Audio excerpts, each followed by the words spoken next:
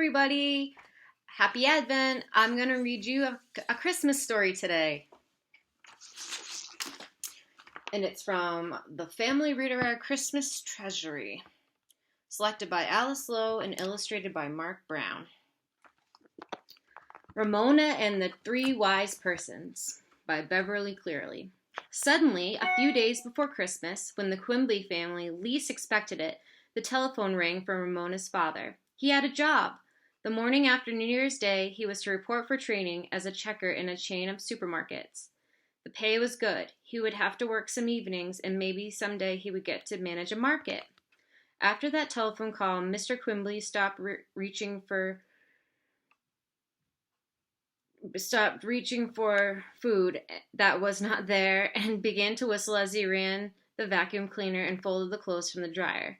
The worried frown disappeared from Mrs. Quimby's forehead. Beezus looked even more calm and serene. Ramona, however, made a mistake. She told her mother about her tight shoes. Mrs. Quimby then wasted a Saturday afternoon shopping for shoes when she could have been sewing on Ramona's costume for the Christmas pageant. As a result, when they drove to church the night of the Christmas program, Ramona was the only unhappy member of the family. Mrs. Quimby leaned back, tired but relaxed. Beezus smiled her gentle Virgin Mary pageant smile that Ramona had found so annoying for the past 3 weeks. Ramona sulked. Mr. Quimby sang, "Oh, I feel like shouting in my heart." Ramona interrupted her father's song. "I don't care what anyone says," she burst out. "If I can't be a good sheep, I'm not going to be a sheep at all." She yanked off the terry-cloth headdress with pink-lined ears that she was wearing and stuffed it into the pocket of her coat. She started to pull her father's rolled-down socks from her hands because they really didn't look like hooves. But then she decided they would keep her hands warm. She squirmed on the lumpy terry-cloth tail sewn into a seat of pajamas. Ramona could not pretend that faded pajamas printed with an army of pink rabbits, half of them upside down, made her look like a sheep, and Ramona was usually good at pretending. Mrs. Quimby's voice was tired. "Ramona, your tail and headdress were all I could manage, and I had to stay up late last night to finish those. I simply don't have the time for complicated sewing." Ramona knew that. Her family had been telling her so for the past 3 weeks. "A sheep should be woolly," said Ramona. "A sheep should not be printed with pink bunnies." It's her in the car. That's Ramona, and that's Beezus, her sister. "You can be a sheep that has been shorn," said Mrs. Quimby, who was full of jokes now that he was going to work again. "Or how about a wolf in sheep's clothing?" "You just want me to be miserable," said Ramona, not appreciating her father's humor and feeling that everyone in her family should be miserable because she was. "She's worn out," said Mrs. Quimby, as if Ramona could not hear. "It's so hard to wait for Christmas at her age." Ramona raised her voice. "I am not worn out. You know sheep don't wear pajamas." "That's showbiz," said Mr. Quimby. "Daddy," Beezus Married was shocked. "It's church." The sight of light shining through the stained glass window of the big stone church diverted Ramona for a minute. The window looked beautiful, as if it was made of jewels. Mr. Quimby backed the car into a parking space. "Ho, ho, ho," he said as he turned off the ignition. "'Tis the season to be jolly." Jolly was the last thing Ramona was going to be. Leaving the car, she stooped down inside her coat to hide as many rabbits as possible.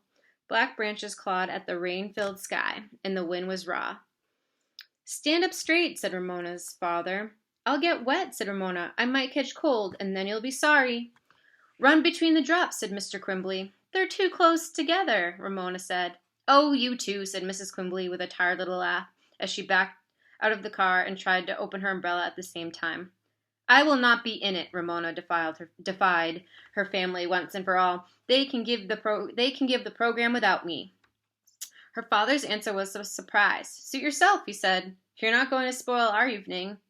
Mrs. Quimby gave the seat of Ramona's pajamas an affectionate pat. "Run along, little lamb, wagging your tail behind you." Ramona walked stiff-legged so that her tail would not wag. At the church door, the family parted, the girls going downstairs to the Sunday school room, which was a confusion of chattering children piling coats and raincoats on chairs. Ramona found a corner behind the Christmas tree where Santa would pass out candy canes after the program. She sat down on the floor with her coat pulled over her knees. Nobody noticed Ramona. Everyone was having too much fun. Shepherds found their cloaks, which were made from old cotton bedspreads. Beezus' friend Henry Huggins arrived and put on the dark robe he was to wear in the part of Joseph. The two other sheep appeared. Howie's acrylic sheep suit with the zipper on the front was thick and as fluffy as Ramona knew it would be. Ramona longed to pet Howie. He looked so soft. Davy's flannel suit was fastened with safety pins, and there was something wrong about the ears. If his tail had been longer, he could have passed for a kitten, but he did not seem to mind. Both boys wore brown mittens. Davy, who was a little sheep, jumped up and down to make his tail wag, which surprised Ramona. At school, he was always so shy. Maybe he felt brave inside his sheep suit. Howie, a chunky sheep, made his tail wag too. My ears are as good as theirs, Ramona told herself. The floor felt cold through the seat of her thin pajamas.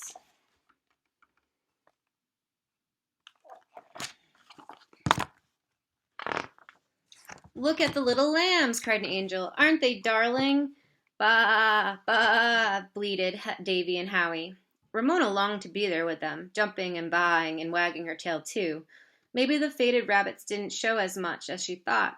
She sat hunched and miserable. She had told her father she would not be a sheep, and she couldn't back down now. She hoped God was too busy to notice her, and then she changed her mind. Please, God, prayed Ramona, in case he wasn't too busy to listen to a miserable little sheep. I don't really mean to be horrid. It just works out that way. She was frightened, she discovered, for when the program began, she would be left alone in the church basement. The lights might even be turned out. A scary thought, for the big stone church filled Ramona with awe, and she did not want to be left alone in the dark with her awe. Please, God, Ramona prayed, get me out of this mess. Beezus, in a long blue robe with a white scarf over her head, carrying a baby's blanket and a big flashlight, found her little sister. Come out, Ramona, she coaxed. Nobody will notice your costume. You know the mother would have made you a whole sheep suit if she had time. Be a good sport, please. Ramona shook her head and blinked to keep tears from falling. I told Daddy I wouldn't be in the program, and I won't. Well, okay, if that's the way you feel, said Beezus, forgetting to act like Mary. She left her little sister to her misery. Ramona sniffed and wiped her eyes on her hoof. Why didn't some grown-ups come along and make her join the other sheep? No grown-ups came. No one seemed to remember there were supposed to be 3 sheep, not even Howie, who played with her almost every day. Ramona's eye caught the reflection of her face distorted in a green Christmas ornament. She was shocked to see her nose look huge, her mouth and red-rimmed eyes tiny. I can't really look like that, thought Ramona in despair. I'm really a nice person. It's just that nobody understands. Ramona mopped her eyes with her hoof again, and as she did, she noticed 3 big girls, so tall they were probably in 8th grade, putting on robes made from better bedspreads than the shepherd's robes. That's funny, she thought.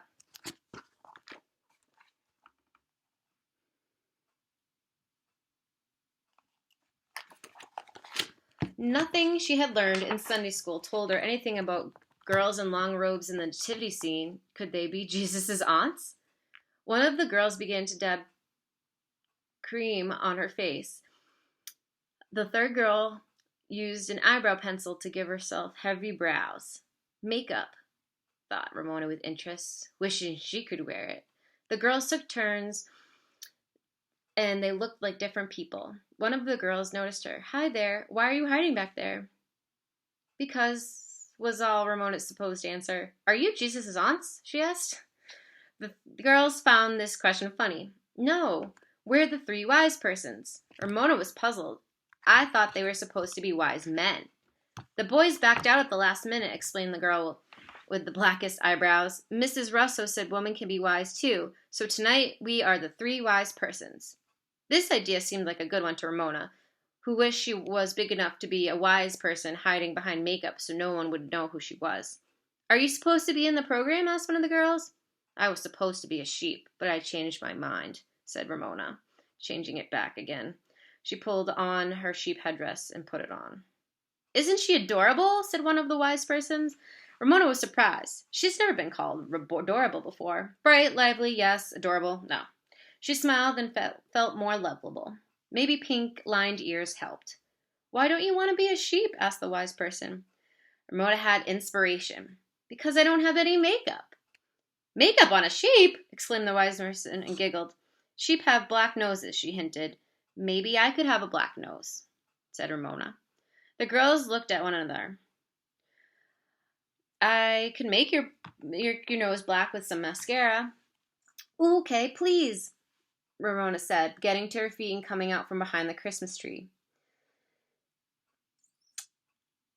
"Let's go into the kitchen where there is a sink," she said, and Ramona followed her, and she moistened an elf-sized brush and rubbed it on the mascara in the box. Then she began to brush it onto Ramona's nose. It tickled, but Ramona held still. "It felt like brushing my teeth, only on my nose," she remarks. The wise person stood back to look at her work and then applied another coat of mascara to Ramona's nose. "There," she said at last. "Now you look like a real sheep." Ramona felt like a real sheep. A sheep's way of saying thank you. Ramona felt so much better. She could almost pretend she was woolly. She peeled off her coat and found that the faded pink rabbits really didn't show much in the dim light. She pranced off among the angels who had been handing little flashlights, which were there supposed to hold like candles. Instead, they were shining them into their mouths to show one another how weird they looked with light showing through their cheeks. The other two sheep were jumping when they saw her. "You don't look like Ramona," said Howie. "Bah, I'm not Ramona, I'm a sheep." The boys did not say one word about Ramona's pajamas. They wanted black noses, too. When Ramona told them where she got hers, they ran off to find the wise persons. When they returned, they no longer looked like Howie and Davy in sheep suits. They looked like strangers in sheep suits. So I must really look like someone else, thought Ramona with increasing happiness.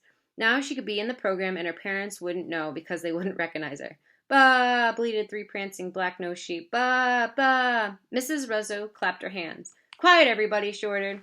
"All right, Mary and Joseph up by the front stairs. Shepherds and sheep next, and then wise persons. Angels, line up by the back stairs." Ramona's heart began to pound as if something exciting were about to happen. Up the stairs she tiptoed through the arched door. The only light came from the candelabra on either side of the chancel, and from the street light shining through the stained-glass window. Ramona had never seen the church look so beautiful or mysterious. Beezus sat down on a low stool in the center of the chancel and arranged the baby blanket around the flashlight. Henry stood behind her. The sheep got down on their hands and knees in front of the shepherds, and the wise person stood off to one side, holding bath salt jars that looked like as if they really could hold frankincense and myrrh.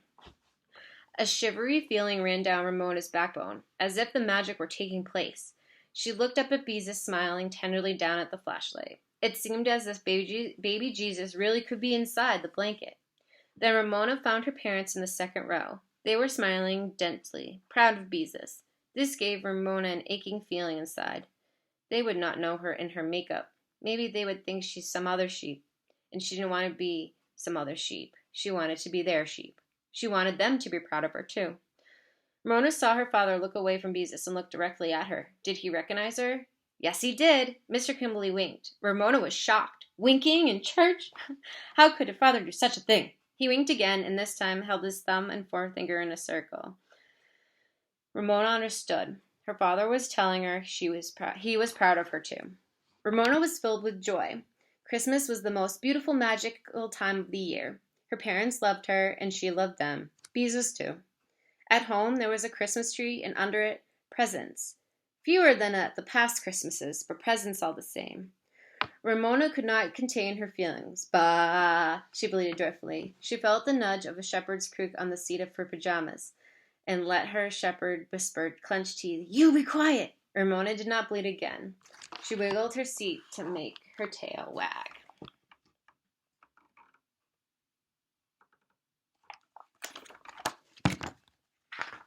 The end. That was such a cute story. I love Ramona and Beezus.